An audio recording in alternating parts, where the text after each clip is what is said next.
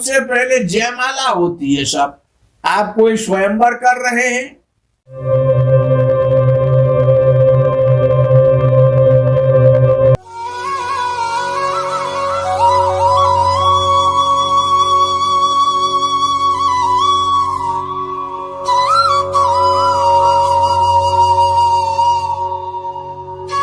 परमात्मा श्री राधा कृष्ण के चरणारविंदों में शतकोटि नमन बंधन।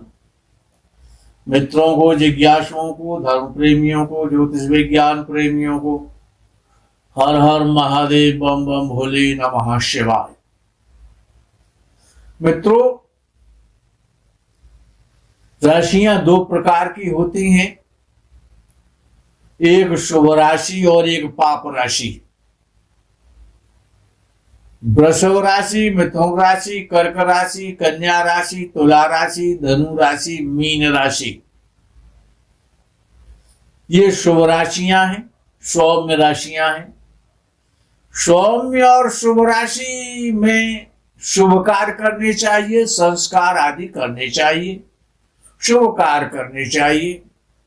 और मेष, सिंह, वृश्चिक, मकर तथा कुंभ राशि ये पाप राशियां हैं। इनमें क्रूर कर्म और पाप कर्म करने चाहिए। चंद्रमा हर कार्य में अपना विशेष महत्ता रखता है। चंद्रमा कैसा होना चाहिए? किसी भी कार्य को करते समय चंद्र से सारे ग्रह बली होते हैं, ऐसा विद्वानों का कथन है। ग्रह योगा बलोकाभ्याम शशि धत्ते ग्रहोद्भवम फलम ताभ्याम विहीनोऽसौ स्वं भाव मुपसर्पति। चंद्रमा के साथ कोई ग्रह हो अथवा चंद्र पर ग्रह की दृष्टि हो तो वो चंद्रमा उस शुभाशुभ ग्रह के अनुसार ही फल करता है। और चंद्रमा पर शुभ ग्रह दृष्टि है तो शुभ फल करेगा, और पाप ग्रह की दृष्टि है तो पाप फल करेगा। चंद्रमा के साथ कोई शुभ ग्रह है तो शुभ फल करेगा, और पापक ग्रह है तो पाप फल करेगा। दृष्टि और युति का फल बराबर होता है। और यदि चंद्रमा पर न कोई दृष्टि है न कोई युति है चंद्र की, तो चंद्र तब अपना ही फल करेगा, जैसा भी है वैसा। शुभ कार्य किया जाए या अशुभ कार्य किया जाए, 12 राशियां हैं तो 12 लग्न है। तो किसी भी लगन, जब कोई आप कार्य करेंगे तो कोई लगन होंगे, कोई संस्कार करेंगे, विवाह आदि करेंगे, कोई व्यापार आदि का प्रारंभ करेंगे, कोई दुकान मकान का मुहूर्त करेंगे, नीम का मुहूर्त करेंगे, तो लगन तो कोई होगा। तो लगन किस प्रकार का अच्छा फल करता है उसका ज्ञान होना, लगन का विशेष फल क्या होता है। आदौ संपूर्ण फलदम मध्ये मध्य फल प्रदम अन्ते तुच्छ फलम लगनम सर्ववशमिन्नेवमेव हे।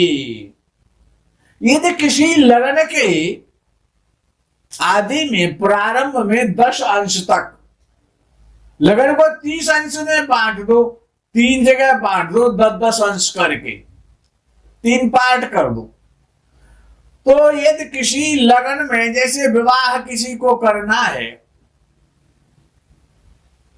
तो 10 अंश तक यदि कोई कार्य, लगन के प्रारंभ में 10 अंश तक यदि कोई कार्य किया जाता है तो उसका पूरा फल मिलता, पूर्ण फल प्राप्त होता 100%। तो यदि 11 अंश से लगन के, उसी लगन के 11 अंश से और 20 अंश तक कोई कार्य प्रारंभ किया जाता है तो उसका मध्यम फल होता है 50%। और लगन के अंतिम भाग में 21 अंश से और 30 अंश तक जब कोई कार्य किया जाता है तो उसका 25% ही फल प्राप्त होता है, इससे ज्यादा नहीं हो सकता। इसीलिए कोई भी किसी भी लगन में कोई भी कार्य करना है, मकान बनाना है, नीम का बूथ करना है, मकान का गृह प्रवेश करना है, उपनयन करना, विवाह आदि करना, जो भी आपको संस्कार शुभ करना है, व्यापार आदि का जो भी उद्घाटन करना है, प्रारंभ करना है, तो लगन के प्रारंभ में ही करें तो उसका पूर्ण फल मिलेगा। लगन बल का विचार बड़ा आवश्यक है। जो भी व्यक्ति कार्य करता है सबसे पहले उसके लिए लगन का बल देखना चाहिए।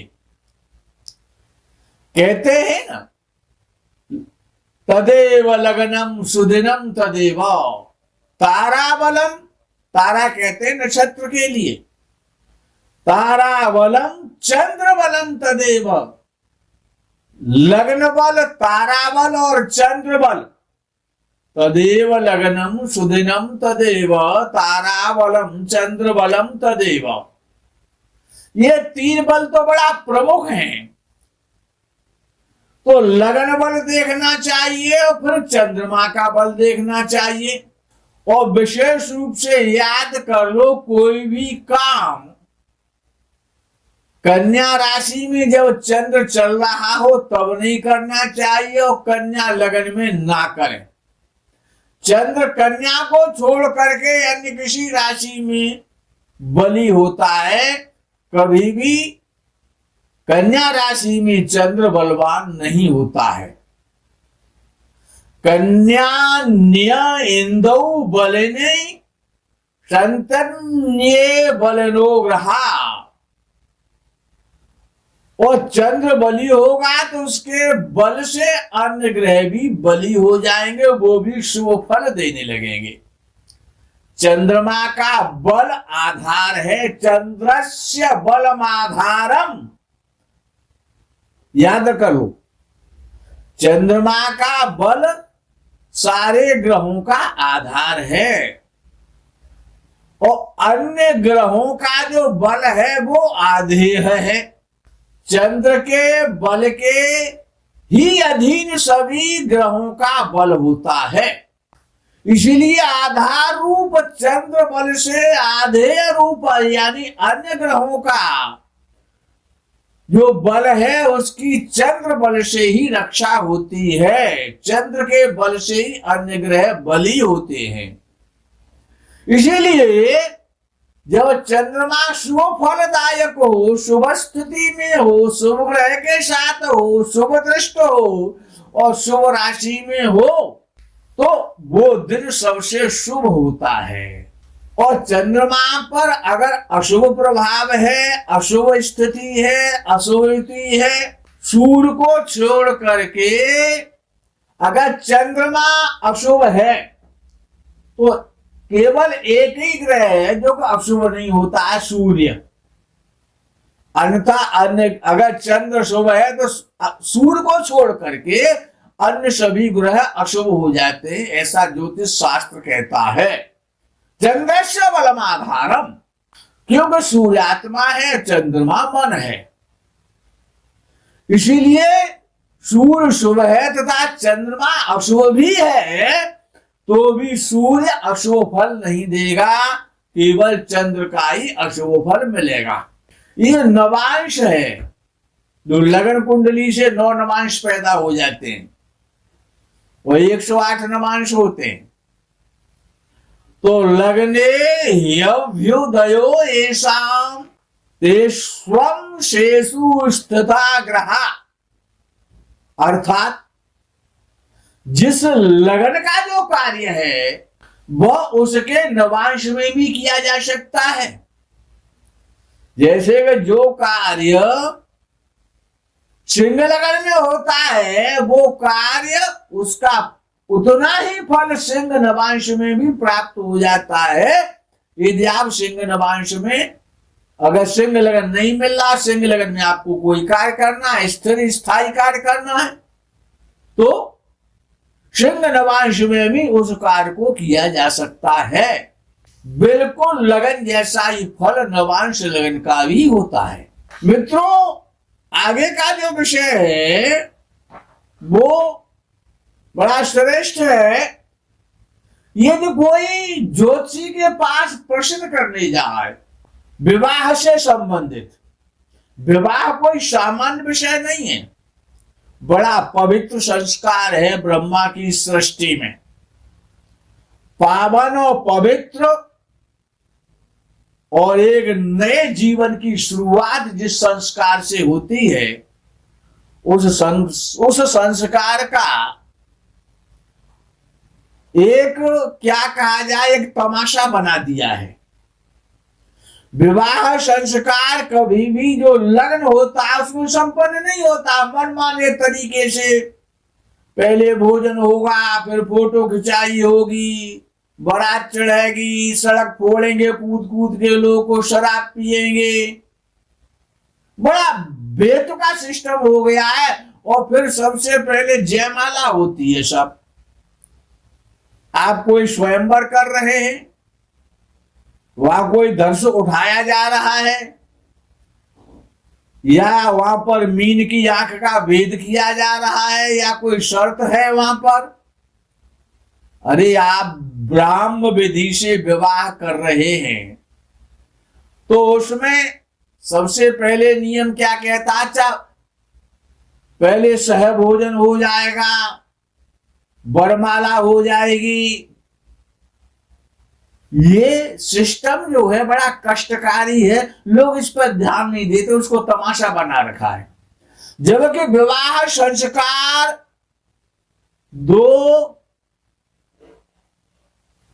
व्यक्तियों का, एक परिवार के भविष्य का निर्णय करता है, बड़ा पवित्र संस्कार है। तो अगर कोई व्यक्ति ये पूछने जाता है अपनी बेटी की या बेटा की कुंडली लेकर के ज्योतिषी जी के पास, तो वहां पर ज्योतिषी जी को कुंडली मिलाते समय प्रश्न कुंडली भी उसी समय की बना लेनी चाहिए। प्रश्न लगन जो भी आता हो, यदि लगन में, प्रश्न लगन में, क्वेश्चन कुंडली में चंद्रमा बैठा है लगन में, और उससे सप्तम भाव में चंद्र से मंगल बैठा हुआ है, तो विवाह कभी नहीं करना चाहिए। अन्यथा या तो तलाक हो जाएगा, या संबंध विच्छेद हो जाएंगे, या आजीवन कष्ट की प्राप्ति होगी। प्रश्न कुंडली उस समय की ये बता देगी कि इस कन्या और इस पुत्र का विवाह होना चाहिए कि नहीं होना चाहिए। इसके अतिरिक्त तो लगन से 5वें स्थान में चंद्रमा बैठा हो, शत्रु ग्रह से दृष्ट हो, अथवा नीच राशि का चंद्रमा बैठा हो 5वें भाव में, तो इस प्रकार की यदि कन्या है, कोई अपने पुत्र की कुंडली दिखाने गया है, तो इस प्रकार की कन्या के साथ शादी भी नहीं करनी चाहिए। प्रश्न लगन से तीसरे, 5वें, 7वें, 10वें और 11वें भावों में किसी में भी चंद्रमा हो और बृहस्पति के द्वारा देखा जाता हो तो तत्काल विवाह निश्चित कर लेना चाहिए, याद रखें। और प्रश्न समय में तुला, वृषभ, कर्क अगर लगन है, तुला लगन, वृषभ लगन, कर्क लगन, जिस समय कुंडली मिलान के लिए आई थी उस समय का प्रश्न लगन बना लें। और यदि लगन में स्त्री ग्रह बैठे हो, चंद्र बैठा हो, चंद्र शुक्र की युति हो, तो विवाह निश्चित रूप से होता ही होता है, वो ये विवाह सफलतादायी होता है। चंद्र तथा शुक्र बलि हो करके प्रश्न को देखते हो, प्रश्न लगन को देखते हो, और चंद्र और शुक्र दोनों विषम राशि में हो, तो कन्या और वर दोनों अच्छे होते हैं, उनकी शादी प्रायः शुभ परिणाम देने वाली होती है। कृष्ण पक्ष का चंद्रमा शम राशि पर बैठा हो और पाप ग्रह से देखा जाता हो, अथवा चंद्रमा 8वें भाव में बैठा हो तो विवाह नहीं होगा, प्रयास करने व्यर्थ हैं। अच्छा, विषय आता है कि कन्या की गोद भरी जाती है, कन्या का वर्ण किया जाता है, एक सगाई का मुहूर्त होता है, पंडित जी के पास जाते हैं, वो देखते हैं आज की तिथि ठीक है, आज पंचमी या षष्ठी या दशमी है, अब तो शुक्रवार और बृहस्पति शुभ दिन तो भूल गए, अब तो रविवार याद आता है कि रविवार को छुट्टी रहती है, शनिवार मिल जाए या रविवार मिल जाए, सुविधा देखी जा रही है, उसके बड़े दूषित परिणाम होते हैं जो कि वो कन्या और पुत्र हमेशा भोगते रहते हैं, जब तक पाण ग्रहण संस्कार के बाद उनका जीवन नरक बन जाता है। जिस दिन तिथि, जिस दिन कन्या का वर्ण करना है, यानी गोद भरी जानी है, ऐसे कह सकते हैं। कन्या का वर्ण का मतलब होता है गोद भराई। तो तिथि, बार, नक्षत्र, योग और करण, ये 5 चीजें होती हैं पंचांग में। इन 5 चीजों की शुद्धि तो कर लो, तिथि की शुद्धि हो जाए, बार की शुद्धि हो जाए, नक्षत्र शुद्ध हो, योग शुद्ध हो और करण शुद्ध हो, चंद्रमा एवं तारा बली हो, और विवाह के जो नक्षत्र होते हैं जिनमें विवाह का विधान दिया गया है, जो विवाह के नक्षत्र निश्चित किए हैं ऋषियों ने, उन्हीं नक्षत्रों में से नक्षत्र कन्या के वर्ण यानी गोद भराई के लिए होना चाहिए। मनमाने तरीके से नहीं, संडे और सैटरडे मत ढूंढिए, आप अपने लिए कांटे बो रहे हैं दोनों परिवार, जिसका के परिणाम दोनों परिवारों को भोगना पड़ता है। ये बड़ी विचारणीय चीजें हैं, इनको छोड़ा नहीं जा सकता है। केवल कुंडली मिलान से ही काम नहीं चलता है। ये संस्कार जो भी हैं, जितनी पवित्रता से शुद्धता से संपन्न किए जाएंगे उतना ही अच्छा दंपत्ति होगी, श्रेष्ठ परिणाम मिलेंगे, तलाक नहीं होगा, झगड़ा नहीं होगा, वाद विवाद नहीं होगा, संतति होगी, वो भी योगी होगी, सुयोग्य होगी, पुत्र कन्या सुंदर होंगे, बुद्धिमान होंगे। सब कुछ अच्छा तभी रह सकता है कि आप ज्योतिषीय नियमों का पालन तो करें, लेकिन पालन कोई नहीं करता, फॉर्मेलिटीज निभाई जा रही हैं। क्योंकि जब कन्या का वर्ण किया जाता है, गोद भराई की जाती है, तो वहां पर सची देवी जो इंद्र की जो पत्नी है इंद्राणी, उनका पूजन होना चाहिए। वहां पर इंद्राणी के पूजन का विधान है कि कुमारी रूप जो कन्या है वो सची का रूप है, इंद्राणी का रूप है। तो इंद्राणी का पूजन करके, इंद्राणी के पूजन का विधान है, उसके मंत्र हैं।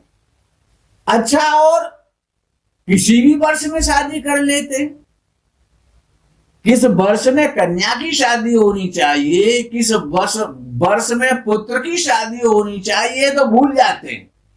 कन्या की शादी हमेशा सम वर्षों में होनी चाहिए, सम वर्षों में।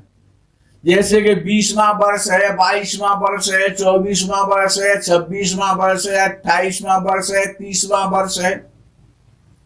सम वर्ष कन्या विवाह के लिए, कन्या के लिए शुभ होते हैं, और वर के लिए, पुत्र के लिए जन्म से विषम वर्षों में, यानी 23वां वर्ष है, 25वां है, 27वां है, 29वां है, 31वां है, 33वां है, इसमें विषम वर्षों में पुत्र का विवाह और सम वर्षों में कन्या का विवाह हमेशा होना चाहिए, तो परिणाम सुखद और शुभ होगा। अच्छा, जो महीने हैं, किस महीने में विवाह करना चाहिए, कि कौन कौन से महीने बड़े श्रेष्ठ हैं विवाह करने के लिए, तो माघ का महीना, फाल्गुन का महीना, वैशाख का महीना और ज्येष्ठ का महीना, ये 4 मास विवाह में अत्यंत श्रेष्ठ माने जाते हैं। 2 सर्दी के और 2 गर्मी के। माघ और फाल्गुन सर्दी के मौसम में, और वैशाख और ज्येष्ठ ये गर्मी के मौसम में। कुल 4 महीने विशेष शुभ माने जाते हैं। कार्तिक तथा मार्गशीर्ष का महीना, इनमें शादी तो होती है लेकिन मध्यम फल मिलता है, उत्तम और श्रेष्ठ फल नहीं मिलता। शेष मासों में विवाह नहीं करना चाहिए। पति पत्नी को आपस में काफी समस्याएं रहती हैं, जो कि प्राय देखने में आती हैं घर घर में। जब गुरु और शुक्र अस्त हो तब कदापि कभी भी इंद्र की कन्या क्यों ना हो, विवाह ना करे। और जब तक गुरु एवं शुक्र बाल अवस्था में और वृद्धावस्था में हो तब भी विवाह कदापि हरगिज नहीं करना चाहिए। जब गुरु सिंह राशि में हो या सिंह नवांश में हो तब भी कभी भी विद्वानों को विवाह का मुहूर्त नहीं देना चाहिए और विवाह नहीं करना चाहिए। बड़ा दूषित परिणाम होता है इसका। शुक्र अस्त होने के बाद जब पूरब में उदित होता है तो 5 दिन तक बाल अवस्था में रहता है, और जब पश्चिम में उदय होता है शुक्र का तो 7 दिनों तक बाल अवस्था में रहता है उदय होने के बाद। और अस्त जब होता है तो 5 दिन पीछे और उसकी वृद्ध संज्ञा हो जाती है। शुक्र की 7 दिन की वृद्ध संज्ञा मानी गई है, तो बाल संज्ञा में, बालावस्था में और वृद्धावस्था में जब गुरु और शुक्र हो तो कभी भी विवाह ना करे, उसका दंड वर कन्या को भोगना पड़ता है।